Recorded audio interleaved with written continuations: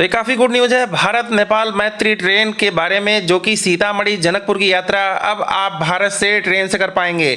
Train से सीधे और सीधे नेपाल तक की एंट्री। आपको पता ही होगा भारत सरकार के सहयोग से नेपाल में इस समय ट्रेन तो चली रही है, लेकिन भारत से नेपाल के लिए ट्रेन चलने के लिए बहुत दिन से प्रयास हो रहे थे, लेकिन अब इसकी जानकारी जो है सामने आई है। अब भारत से सीधे नेपाल के लिए ट्रेन की व्यवस्था हो गई है। ट्रेन का सारा ट्रेन नंबर आ गया है, ट्रेन कहाँ कहाँ जाएगी, कहाँ कहाँ रुकेगी और कौन कौन लोग इसमें सवार होंगे, चलिए विस्तार से बताते हैं। भारत और नेपाल के रोटी बेटी के संबंध को और प्रगाढ़ करने के लिए भारत नेपाल के बीच मैत्री ट्रेन का परिचालन किया जाएगा। अब ये ट्रेन चलेगी कहाँ से, तो ये ट्रेन दिल्ली के सफदरजंग से स्टार्ट होगी और नेपाल के जनकपुर तक जाएगी।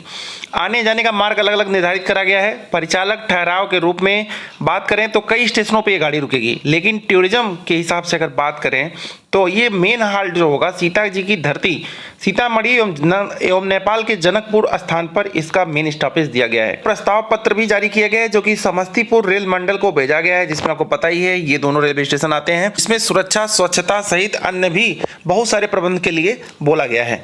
बात करें भारत गौरव डिलक्स एसी टूरिस्ट ट्रेन की पूरी ट्रेन एसी होगी और ये टूरिस्ट ट्रेन होगी। ट्रेन का नंबर स्पेशल रखा गया है 00422 और ये ट्रेन जो है 22 सितंबर 2024 को दिल्ली के सफदरजंग से स्टार्ट होगी। रात में 11:15 पे मुगल सराय पहुंच जाएगी, यानी कि आपको पता है वाराणसी क्षेत्र में, और जिसे पंडित दीनदयाल उपाध्याय भी बोलते हैं रेलवे स्टेशन, जहां पर 10 मिनट का इसे स्टॉपेज दिया जाएगा। और पाटलिपुत्रा, जो कि आपको पता है पटना में ही स्टेशन है पाटलिपुत्रा, और रात में 2:35 पे आएगी रात में ये, और 5 मिनट के लिए रुकेगी। फिर पहुंचेगी सुबह 4:30 बजे 4:30 पे मुजफ्फरपुर में, और वहां 30 मिनट के लिए रुकेगी। 30 मिनट का स्टॉपेज होगा। इसमें क्या होगा, इंजन चेंज किया जाएगा, इंजन को पीछे लगाया जाएगा, मड़ी से चलाया जाएगा, जो कि दोपहर 1 बजे दरभंगा जंक्शन पे पहुंचेगी। 12 साढ़े 12 बजे उस ट्रेन को वहां से निकाला जाएगा और दोपहर 1 बजे गाड़ी दरभंगा जंक्शन पहुंच जाएगी, जहां 30 मिनट के तकनीकी ठहराव के दौरान इंजन जो होगा पलटा जाएगा, इंजन इधर उधर बदला जाएगा। फिर ये ट्रेन पहुंचेगी जयनगर। जयनगर में भी ऑपरेटिंग ठहराव दिया गया है और यहाँ पे ट्रेन जो होगी ये दोपहर के 3:30 बजे पहुंच जाएगी। जयनगर वही बॉर्डर है जो कि इंडिया और नेपाल का एक ऐसा बॉर्डर है जहां से जनकपुर के लिए जाया जाता है। ये ट्रेन पहुंचेगी, इसी ट्रेन से आपको जाना है, ऐसा नहीं है कि चेंज करके नेपाली ट्रेन में बैठना है, इंडियन इसी ट्रेन में बैठना है।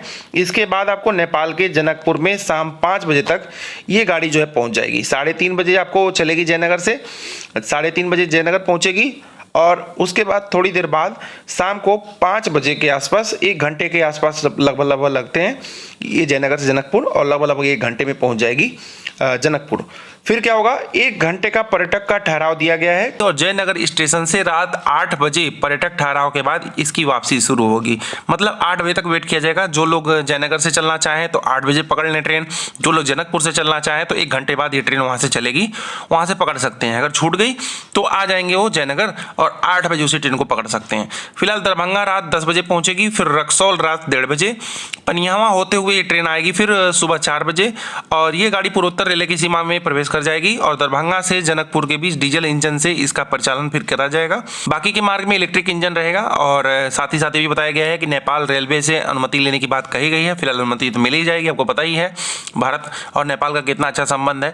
निर्धारित परिचालन अवश्य 1 दिन विलंब होने पर भी इसकी बीपीसी वैलिड रहेगी। आपको पता है अगर आप कोई 4 व्हीलर 2 व्हीलर लेके जाते हैं नेपाल में तो आपको भांसार बनवाना पड़ता है, ठीक है।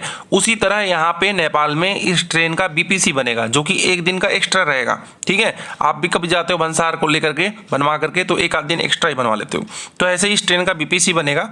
और इस ट्रेन में कोई भी यात्री बीच के मार्ग में सवार नहीं हो पाएगा। जब इस ट्रेन की बुकिंग स्टार्ट होगी, इस ट्रेन से आप कैसे जा पाओगे, क्या किराया वगैरह होगा, कैसे जा पाओगे, कैसे आ पाओगे, क्या क्या फैसिलिटी मिलेगी ट्रेन में, सब कुछ आपको नेक्स्ट वीडियो डाल के बताएंगे जैसे ही इसकी बुकिंग स्टार्ट होगी। आपको भारत सरकार नेपाल सरकार के सहयोग से ये ट्रेन जो चलाई जा रही है आपको कैसे लगी, कमेंट बॉक्स में जरूर बताइएगा। अभी के लिए बस इतना ही, धन्यवाद।